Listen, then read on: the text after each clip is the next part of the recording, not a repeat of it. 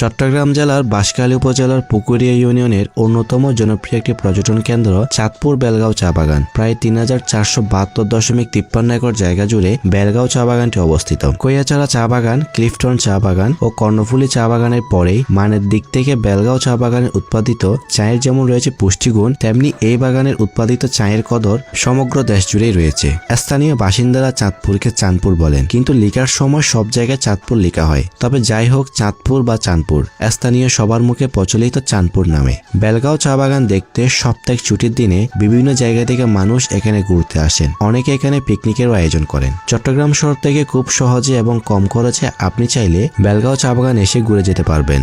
চট্টগ্রাম শহরে নতুন ব্রিজ থেকে চাঁদপুর যাওয়ার জন্য লোকাল বাস রয়েছে।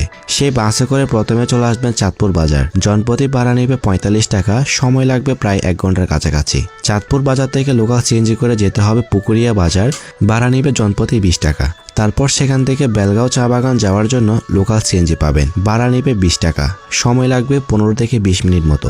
এটা হচ্ছে চা পাতা তৈরি করার ফ্যাক্টরি। এর সামনে রয়েছে ছোট একটি মসজিদ, যেখানে জুমা থেকে শুরু করে নামাজের সময় নিয়মিত নামাজ আদায় করতে পারবেন।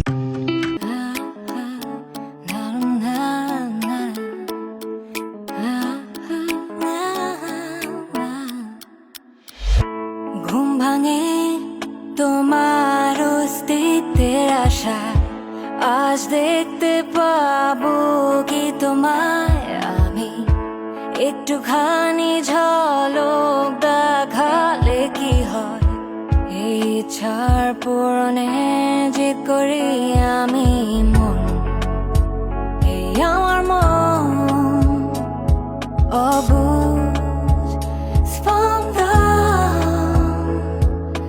মন এই আমার মন অবুঝ সারাক্ষণ তোমার অপেক্ষা। বেলগাঁও চা বাগানের আজকের ভিডিওটি আপনাদের কেমন লেগেছে অবশ্যই কমেন্ট করে বলবেন।